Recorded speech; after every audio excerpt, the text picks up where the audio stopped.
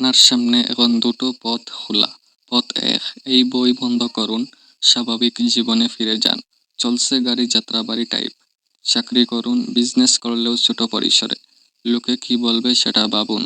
Social media ডিস্ট্রাকশনে মন দিন, স্বপ্ন চাপা দিন, অজুহাত দিন এবং ৬০ বছর বয়সে অনুশোচনা করুন। পথ ২, আপনার ভেতরের পাগলকে জাগান, স্বপ্ন দেখুন, ঝুঁকি নিন, ব্যর্থ হন, আবার উঠুন। রিয়েল অ্যাডভেঞ্চার্স লাইফ কাটাক। এভাবে যখন আপনি মরবেন তখন মনে করতে পারবেন, আমি বেঁচে ছিলাম, সত্যিকারের বেঁচে ছিলাম। Choice is years. এখন বুঝে দেখুন কি করবেন। চলুন এক অতি সাধারণ ডিভোর্সি সিঙ্গেল মাদারের গল্প শুনে আসি। তাতে অন্তত আপনি একটা রোল মডেল পাবেন। জেকে রাউলিং, এক পাগল মায়ের জেদ। 1994 সালের এক বিষণ্ণ বিকেলের গল্প। তখন ইংল্যান্ডে জেকে রাউলিং নামে এক নারী থাকতেন। তার জীবন তখন তাসের ঘরের মতো ভেঙে পড়েছে। তিনি ছিলেন একজন ডিভোর্সড সিঙ্গেল মাদার। নিজের খাবার জোগাড় করার ক্ষমতা ছিল না। সরকারি সামান্য ভাতার ওপর ভিত্তি করে কোনো মতে বেঁচেছিলেন। তার হাতে ছিল দুটি জিনিস, একটি ছোট কন্যা সন্তান এবং একটি পাগলাটে স্বপ্ন। হ্যারি পটার নামে একটি জাদুর গল্প লিখে শেষ করা। সবাই তাকে বলেছিল, জেকে বাস্তবসম্মত হও, ফালতু লেখালেখি ছাড়ো, একটা কাজ খুঁজো, বাচ্চার জন্য দায়িত্বশীল মা হও। কিন্তু রাউলিং সেদিন একটি সিদ্ধান্ত নিলেন। তিনি নিজেকে বললেন, আমি আর 1 বছর সময় নেব। যদি এই 1 বছরে আমি ব্যর্থ হই, তবে আমি সাধারণ চাকরি খুঁজব। কিন্তু অন্তত একবার আমি আমার শেষ রক্তবিন্দু দিয়ে চেষ্টা করে দেখতে চাই। তার ফ্ল্যাটে হিটার চালানোর মতো টাকা ছিল না। কনকনে ঠান্ডায় ঘরে থাকা অসম্ভব ছিল বলে তিনি পাশের একটি ক্যাফেতে গিয়ে বসতেন। মেয়েকে স্ট্রলারে ঘুম পাড়িয়ে 1 কাপ কফি নিয়ে তিনি ঘন্টার পর ঘন্টা লিখতেন। জানেন তার যাত্রাটা কেমন ছিল? 12 জন পাবলিশার তাকে স্পেফ বের করে দিয়েছিল। তারা বলেছিল, বাচ্চারা এত লম্বা বই পড়ে না, জাদুর গল্পের দিন শেষ, ওসব এখন আর চলে না। 13 নম্বর পাবলিশার যখন রাজি হলো, তারাও তুচ্ছ-তাচ্ছিল্য করে বলেছিল, ঠিক আছে, 1000 কপি ছাপাবো, তবে বেশি আশা রেখো না। কাজ একটা জুটিয়ে নাও, এই জিনিসে খাবার জুটবে না। আজকের ইতিহাস আপনি জানেন?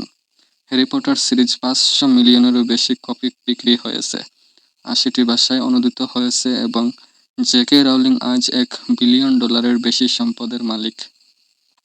এখানে মজার ব্যাপারটা খেয়াল করুন। রাউলিং কিন্তু জন্মগতভাবে কোনো স্পেশাল কেউ ছিলেন না। তার কোনো প্রভাবশালী কানেকশন ছিল না, কোনো টাকা ছিল না, এমনকি লেখালেখিতে তার বড় কোনো ডিগ্রিও ছিল না। যা ছিল তা হলো একটি চয়েস বা পছন্দ। তিনি পছন্দ করেছিলেন পাগল হতে। তিনি পছন্দ করেছিলেন স্বপ্ন দেখতে।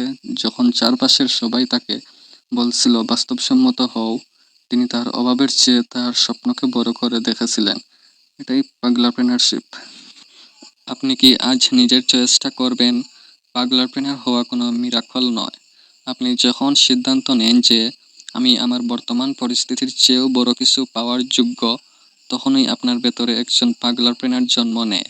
আপনি আজ যেখানেই থাকুন, হয়তো কিংবা ছোট মেসে থাকছেন, হয়তো দেনায় ডুবে আছেন, কিংবা হয়তো চাকরির ইন্টারভিউ দিয়ে দিয়ে ক্লান্ত, অথবা বিজনেস বড় করতে হিমশিম খাচ্ছেন, মনে রাখবেন, জেকে রাউলিং আপনার চেয়েও খারাপ অবস্থায় ছিলেন।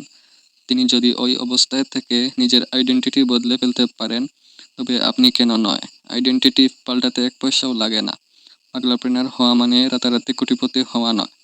পাগলাপ্রেনার হওয়া মানে হলো পরিবেশের কাছে মাথা নত না করার সিদ্ধান্ত নেওয়া। আমাদের চারপাশের দুনিয়াটা এখন এক অদ্ভুত সন্ধিক্ষণে দাঁড়িয়ে আছে। এক সময় স্বাভাবিক হওয়া মানে ছিল নিরাপদ থাকা, কিন্তু আজকের এই হাই স্পিড ডিজিটাল যুগে স্বাভাবিক হওয়া মানে হলো আক্ষরিক অর্থে বিলুপ্ত হয়ে যাওয়া। আপনি যদি সবার মতো চিন্তা করেন, তবে এআই আপনার জায়গা দখল করে নেবে। স্বাভাবিক স্বপ্নগুলো নিয়েই কবরে চলে যাবেন, মাটি চাপা পড়ে যাবে। তাই পাগলামি এখনকার শ্রেষ্ঠ স্বাভাবিকতা।